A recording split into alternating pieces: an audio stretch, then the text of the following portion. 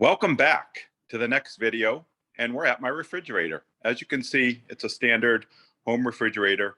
It's several years old, and I just wanted to share a couple of the features that we talked about in the first video.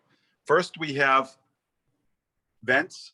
Once again, you want to make sure that you're not blocking any vents so that you have proper air circulation. We have the temperature gauges, and what I do and I recommend is to either buy a thermometer like this, or I have a Govee digital thermometer that I can check with my phone to make sure it's at 40 or below.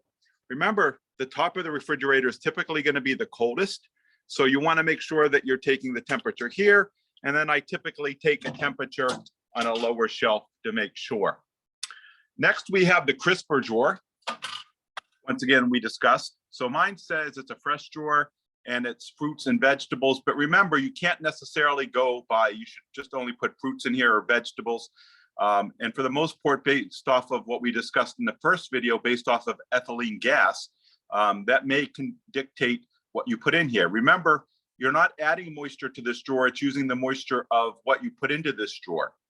And then I also have a drawer with no setting.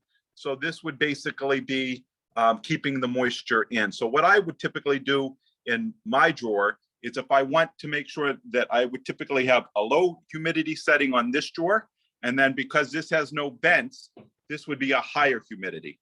Remember, the colder the the lower the refrigerator, the colder it is. And then you want to also, once again, make sure that the air circulation is, air is able to circulate so that you don't have air stopping in a certain part. I also have vents down below that if I take out the drawers, you could see. So I just wanted to follow up with my actual refrigerator.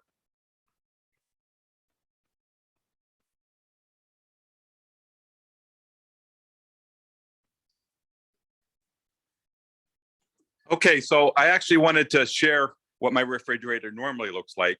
I know many of you probably saw the first video and said, well, there's no food in there. Well, now I actually have my food. And as you can see, I'm not blocking the top vents. Because I don't really keep my refrigerator that full, like to keep other items. As you see, the water, I have some cold pickles, and I have some canned items here, because when you keep things such as liquids, it helps your refrigerator maintain a temperature. So not only do you want to make sure that you're not overstocking it, if you don't have enough in there, there's not enough product in there to help maintain the moisture.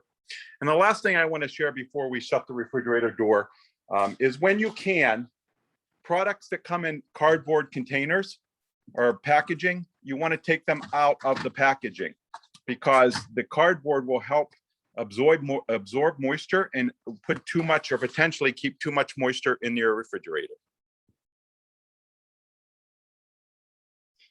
Until we meet again, this is Professor and Chef Douglas Dutrell from Johnson & Wales University.